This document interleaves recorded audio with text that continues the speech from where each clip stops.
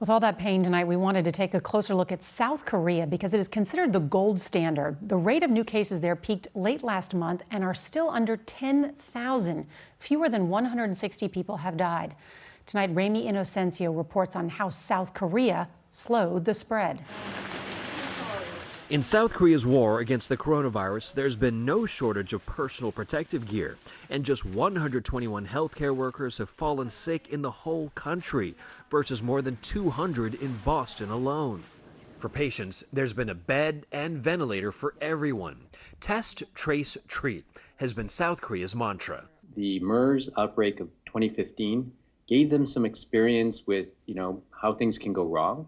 Dr. Jerome Kim says that past epidemic guided future planning, allowing for tracing and identification. The system for letting people know that they might have been exposed, which is really remarkable. I mean, if you've been to the supermarket, between 10 and 10:15 on the following date, you might have been exposed.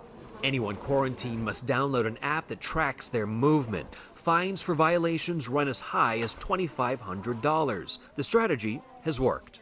South Korea and the U.S. reported their first coronavirus cases the same day in January. More than 6 weeks later, South Korea tested 137,000 people, while the U.S. had tested nearly 1,000. A week later, the U.S. had tested 10,000, South Korea 235,000.